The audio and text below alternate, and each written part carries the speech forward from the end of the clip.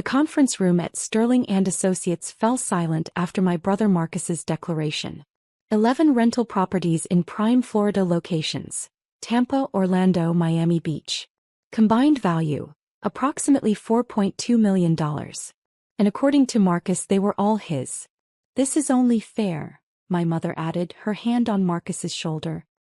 "He's been managing these properties since Grandpa died. He's earned this." My father nodded, looking uncomfortable but resigned. "Tegan, you understand. Marcus has always been the responsible one. The business-minded one." My Aunt Rebecca smirked from across the mahogany table. "What would you even do with rental properties, Tegan? You work at some government office doing paperwork." I kept my expression neutral, my hands folded calmly in my lap. 5 years. I'd kept this secret for 5 years, watching, documenting, waiting for exactly this moment. "Well." Marcus leaned back in his leather chair, arms crossed. "Nothing to say? No tantrum? Good. Maybe you're finally growing up and accepting reality." I looked at my father. Really looked at him. He was 73 now, grayer than I remembered. He'd always chosen Marcus. Always. The golden child who could do no wrong. "Dad," I said quietly. "You really don't know, do you?" His fork, we'd been having lunch before this impromptu meeting, clattered to the table. His face went completely white. Marcus shot forward in his chair. "Know what?" I smiled. "Everything. Growing up, I was always the overlooked daughter. Marcus was 3 years older, charismatic, confident, the son who would carry on the family legacy. I was quiet, bookish, too sensitive, according to my mother. When I was 16, Grandpa Frank pulled me aside at Thanksgiving. "Tegan," he said, "you remind me of myself at your age. Everyone underestimating you because you don't make noise." Grandpa Frank had built his real estate empire from nothing. Starting in 1967 with a single duplex in Tampa, he'd spent 40 years acquiring properties, renovating them, building passive income. By the time I was born, he owned 17 rental units across Florida. "Your father doesn't have the stomach for this business," Grandpa told me during one of our Saturday morning breakfast meetings, a tradition that started when I was 14. "And Marcus thinks money should come easy. He doesn't understand the work." But he saw something in me. The way I asked questions about property values, market trends, tenant screening. The way I actually listened when he explained cap rates and cash-on-cash returns. When I turned 18, Grandpa made me an offer. "I'll pay for your college completely, any school, any degree. But I want you to double major. Business administration and real estate finance. And every summer you work for me. Learning the real business." I accepted immediately. My family barely noticed. Marcus was at Yale studying economics, the pride and joy. I went to University of Florida, a state school, my mother said with thinly veiled disappointment, and worked my tail off.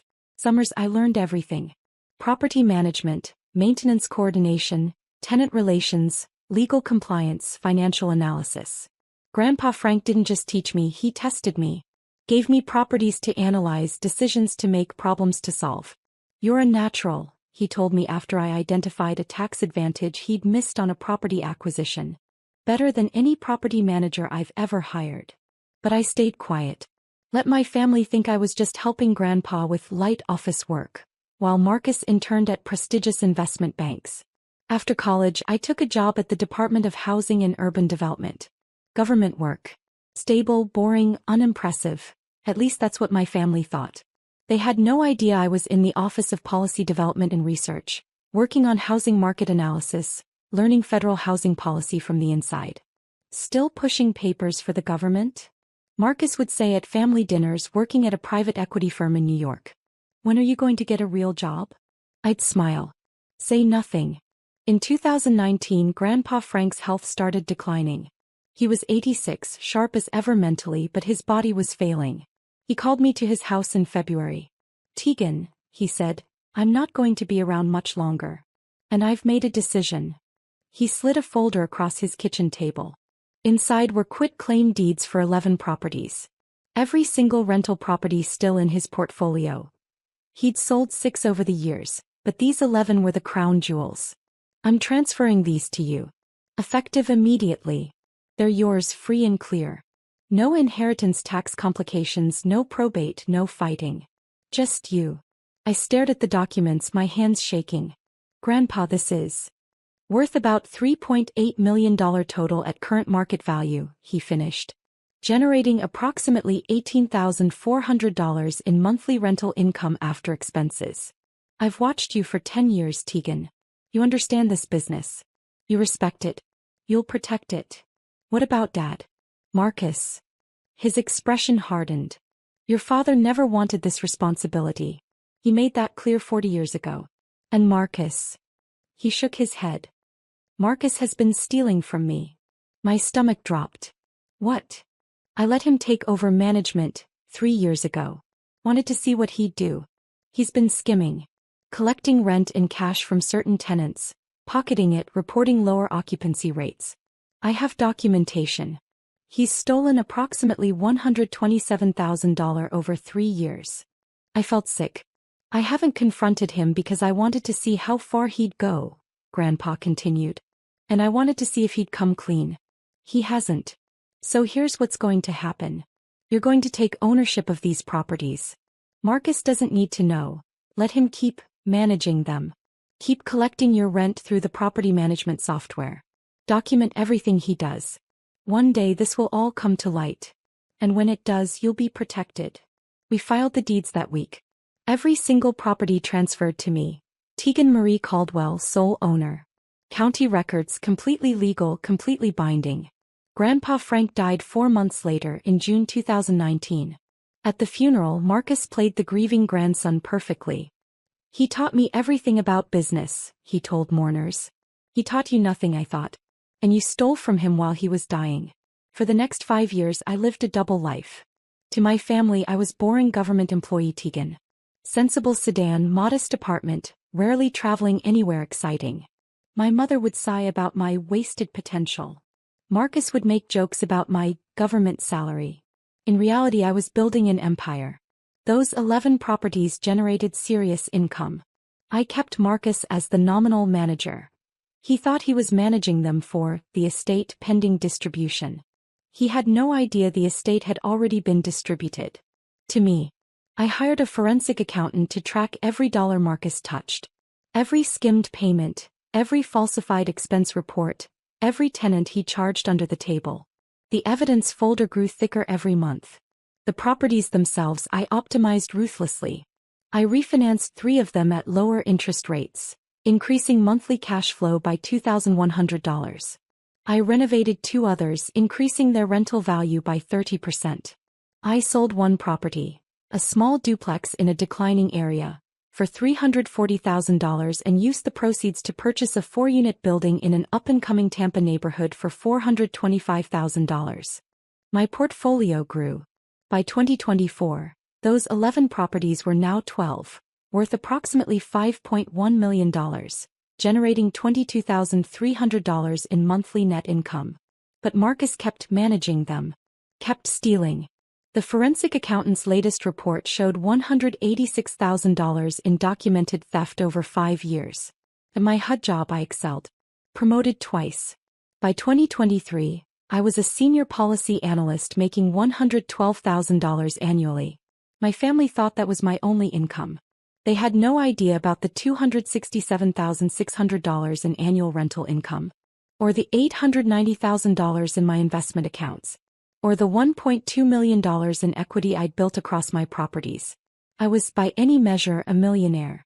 A successful real estate investor. Financially independent. And my family thought I was a boring government worker who never amounted to much. I watched Marcus buy a $85,000 BMW. Take vacations to Europe. Move into a luxury apartment in Boca Raton. All funded partially by money he was stealing from me. Real estate is so lucrative, he'd brag at family dinners. The management fees alone are incredible. He wasn't earning management fees. He was committing embezzlement. My father would beam with pride. That's my son. Always had a head for business. Mom would pat my hand sympathetically. Don't feel bad, Tegan. Not everyone is cut out for high achievement. I'd smile. Not. Say nothing. My best friend Jasmine was the only person who knew the truth. How do you stand it? she asked after one particularly brutal family dinner where Marcus announced his massive success in real estate. Because I'm not hiding, I told her. I'm watching. Every dismissive comment, every insult, every assumption. It's all evidence of who they really are. And one day they're going to face exactly what they've created. That day came in November 2024. My father called me on a Tuesday morning. Tegan, we need to have a family meeting. This Saturday.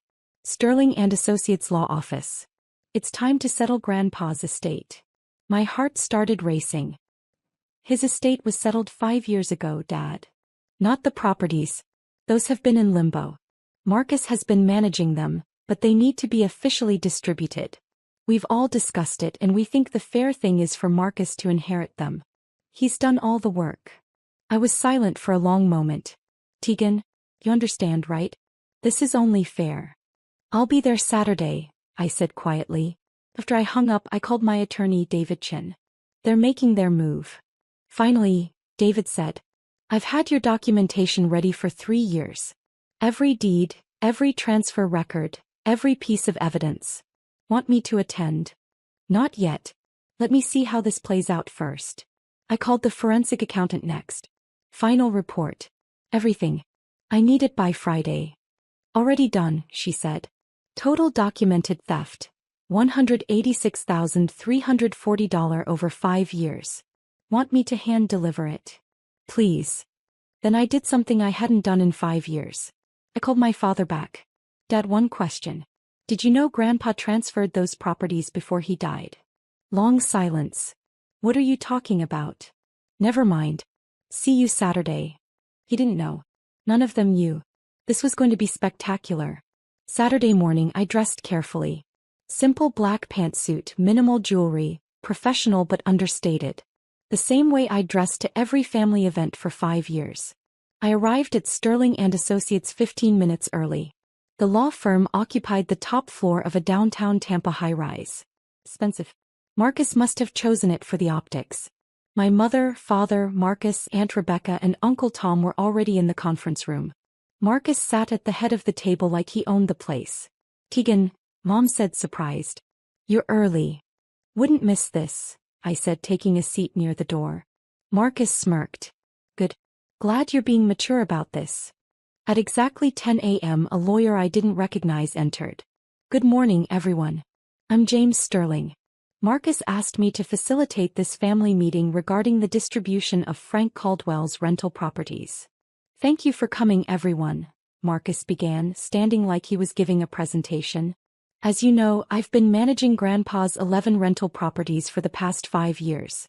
It's been a lot of work, but I've done it out of love and respect for his legacy. My father nodded approvingly. These properties are worth approximately $4.2 million, Marcus continued. They generate significant monthly income. And after much consideration, I believe, and I think you'll all agree, that the fair thing is for me to inherit them. Marcus has earned it, Mom said immediately. Aunt Rebecca nodded. He's been doing all the work. I sat quietly watching. Any objections? Marcus looked directly at me. I smiled. Just one question first, if that's okay? Marcus looked annoyed but nodded. Sure.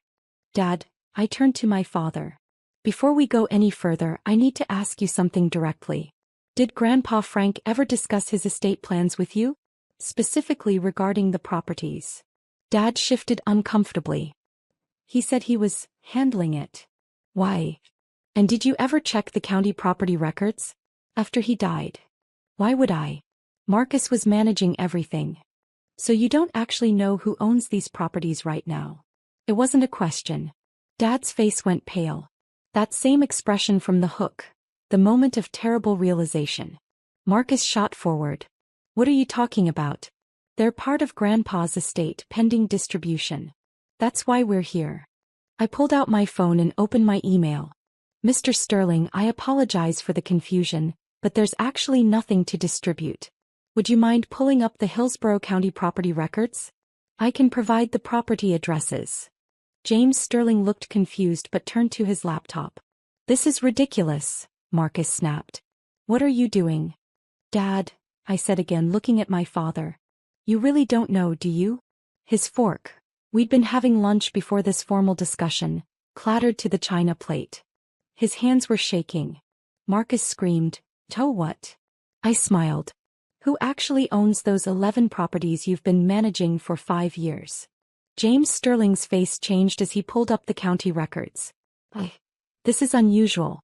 These properties aren't in Frank Caldwell's name. They were transferred in February 2019. Transferred to who? Mom demanded. I stood up and walked to the screen, pulling up the documents on his laptop. One by one I displayed them. Property 1, 2847 Beach Boulevard, Tampa. Deed transferred February 18, 2019. Owner, Tegan Marie Caldwell. Marcus's face went white. Property 2, 156 Sunset Drive, Orlando. Deed transferred February 18, 2019. Owner, Tegan Marie Caldwell. This is impossible, Mom whispered. Property 3, 8934 Collins Avenue, Miami Beach. Deed transferred February 18, 2019. Owner, Tegan Marie Caldwell. Kept going. All 11 properties. Every single one. Wait, Dad said, his voice shaking. You've owned these properties for 5 years? Since 2 weeks before Grandpa died, I confirmed. He transferred them to me via quitclaim deed. Completely legal. Filed with the county. Public record. Anyone could have checked. You're lying, Marcus said, but his voice cracked. This is some kind of fraud. Would you like to see the original deeds? I pulled out a folder from my bag.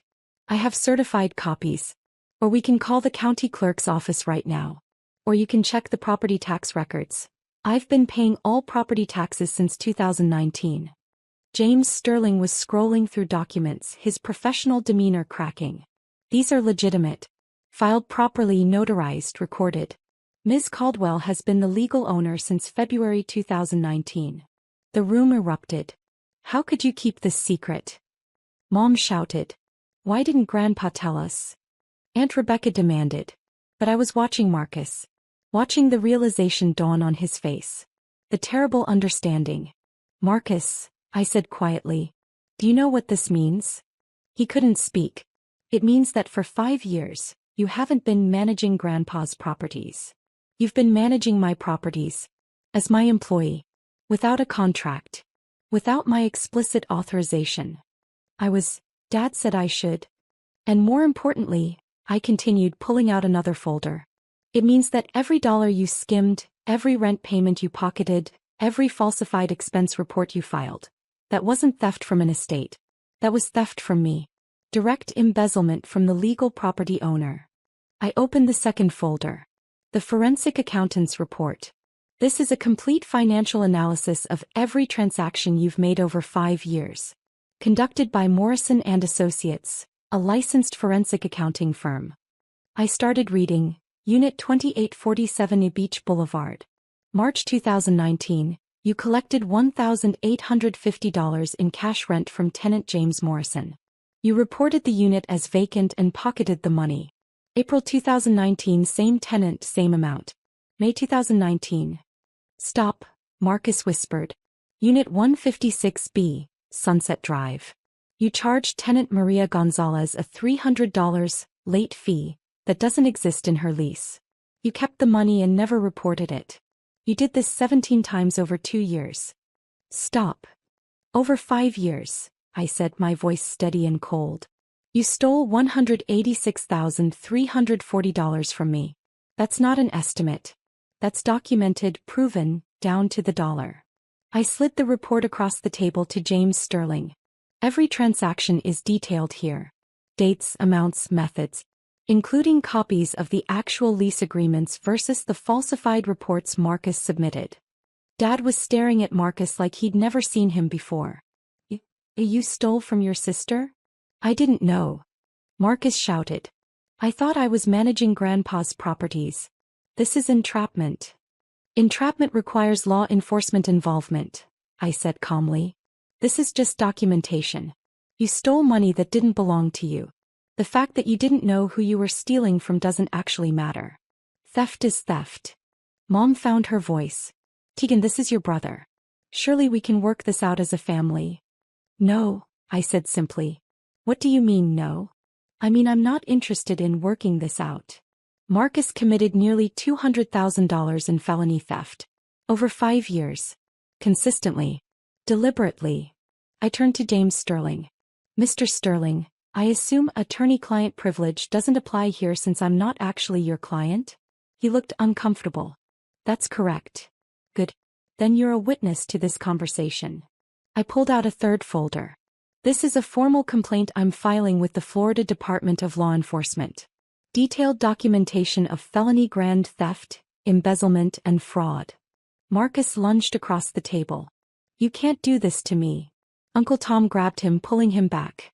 I'm not doing anything to you, I said. I'm simply reporting crimes that you committed. Against me. Why? Dad asked, and he looked genuinely broken. Why did you wait? Why let this happen? I looked at him. Really looked at him. Because, Dad, I needed to know. I needed to see if Marcus would come clean. If any of you would question the situation. If anyone would check public records or ask basic questions or treat me like I might actually be competent. 5 years, I continued. 5 years of family dinners where Marcus bragged about his real estate success. Using my properties. 5 years of you telling me I wasted my potential. 5 years of Mom sighing about my little government job, while I was building a multi-million-dollar portfolio. 5 years of watching you choose him. Always. We didn't know, Mom whispered. You didn't ask, I corrected. Not once did any of you ask about my life with genuine interest. You assumed. You dismissed. You decided I was the failure and Marcus was the success, and you never questioned it. Aunt Rebecca spoke up, her voice sharp. So this is revenge. You're going to destroy your brother over hurt feelings. No, I said. I'm going to report crimes that were committed. That's not revenge. That's justice. And honestly, if Marcus had stopped stealing even once in 5 years, this would be different. But he didn't. He escalated. Last month, he pocketed $8,200 in a single week. I pulled out another document. This is a notice of termination of property management services. Marcus, you're fired. Effective immediately. You have 48 hours to turn over all keys, documents, and tenant contact information. And if I don't, he snarled. Then I add obstruction and conversion of property to my complaint. James Sterling cleared his throat. Ms. Caldwell, I should mention, I cannot represent you in this matter as Marcus approached me first. But you should know that your documentation appears extremely thorough. If these allegations are accurate, this is indeed serious criminal behavior. They're accurate, I said. Every word. I stood up, gathering my folders. I'm going to leave now. I have a meeting with my actual attorney this afternoon to file the formal complaint. Marcus, you should probably hire a lawyer. A good one. Tegan, please, Dad said, standing. He's your brother. No, Dad. He's your son. There's a difference. Brothers don't steal from each other for 5 years. Brothers don't let you believe you're a failure while they profit from your success. I walked to the door and paused. One more thing. Those properties. They're worth $5.1 million now, not $4.2 million. Because over 5 years I refinanced them, renovated them, and acquired one additional unit. That's what actual real estate management looks like. I generate $22,300 in net monthly income from those properties. That's $267,600 annually. On top of my $112,000 government salary. I'm not a failure, Dad. I'm a millionaire. I've been one for 3 years. You just never bothered to notice. Mom started crying. Real tears. Goodbye, I said. I'm sure we'll see each other in court. As I reached for the door handle, Marcus shouted one last time. You're going to regret this. I'll fight you on everything. I'll prove you set me up. I turned back. Marcus, please fight me. Because here's what discovery will reveal. Grandpa Frank knew you were stealing from him before he died. He documented it. He left me a letter explaining exactly why he chose me and not you. It's in a safe deposit box, along with his personal journals detailing every conversation he tried to have with you about integrity and business ethics. You want to fight this in court? We'll bring all of that in. Every family dinner where you lied about your success. Every tenant who will testify you collected cash under the table. Every fake expense report with your signature. Or, I said quietly, You can accept that you got caught. That actions have consequences. And that maybe, just maybe, the person you dismissed as worthless was paying attention all along. I opened the door. Tegan, Dad called out. I stopped but didn't turn around. Did he really know? Did Grandpa really know Marcus was stealing? Yes, I said. He gave Marcus 3 years to come clean. He never did. So Grandpa protected what he'd built. He gave it to someone who would respect it. Why didn't he tell me? I finally turned around. He did, Dad. He tried to tell you for 40 years that Marcus wasn't ready. That he didn't have the character for this business. But you never listened to him either. You only heard what you wanted to hear. Just like you've only seen what you wanted to see. The successful son. The disappointing daughter. You built that story so completely that you never questioned it. Even when the evidence was public record. I walked out. Behind me I heard Marcus start screaming again. Heard Mom sobbing. Heard Aunt Rebecca's sharp voice demanding explanations. But I kept walking. Within 48 hours, everything collapsed for Marcus. Monday morning I filed the formal complaint with the Florida Department of Law Enforcement. By Tuesday afternoon, 2 detectives showed up at Marcus's luxury apartment. He called me screaming. They're treating me like a criminal. You are a criminal, I said calmly. You stole $186,340. That's multiple counts of felony grand theft. I'll pay it back. I'll pay double. Just drop the complaint. That's not how this works, Marcus. You can't just pay your way out of felony charges.